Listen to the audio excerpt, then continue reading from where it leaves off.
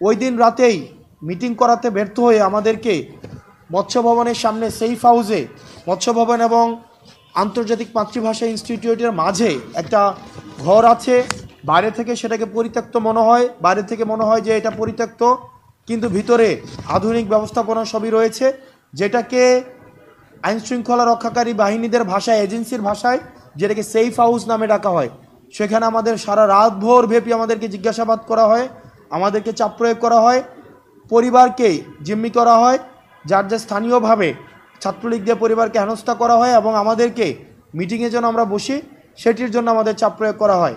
সেদিন সকালে এসে আমাদের এজেন্সির একজন আমাদেরকে হুমকি দেয় যে আমরা যেন মিটিং করে সারা দেশের সামনে আমরা যেন বলি যে আমরা আন্দোলন প্রত্যাহার করে নিয়েছি, তাহলে আমাদের লাইফ সেটেল করে দিবে, বিদেশে আমাদের লাইফ সেটেল করে দিবে। এই বিষয়গুলো আমাদেরকে বলেন।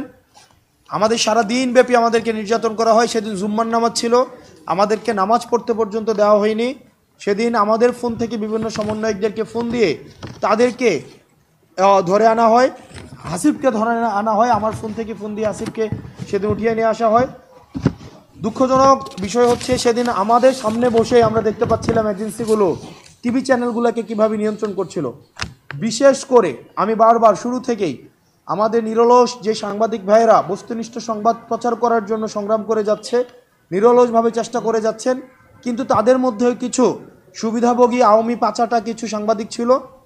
তাদের যোগসাজশে আমরা দেখছিলাম বিশেষ করে ৭১ টেলিভিশন, সময় টেলিভিশন এবং ডিবিসি, এই তিনটি টেলিভিশনকে কিভাবে নিয়ন্ত্রণ করছিল আমাদের সামনে বসেই। আমাদের সামনে বসেই এজেন্সিগুলো তাদের প্রচারিত খবরকে পরিবর্তন করে দিচ্ছিলেন, তাদের মতো করে খবর প্রচার করছিলেন এবং তাদেরকে নির্দেশনা দিচ্ছিলেন। বিশেষ করে এই তিনটা চ্যানেলকে নির্দেশনা দিচ্ছিলেন পরিস্থিতি স্বাভাবিক রয়েছে, নিয়ন্ত্রণে রয়েছে, 2 দিন নিয়ন্ত্রণে রয়েছে, সেটি যেন প্রচার করা হয়।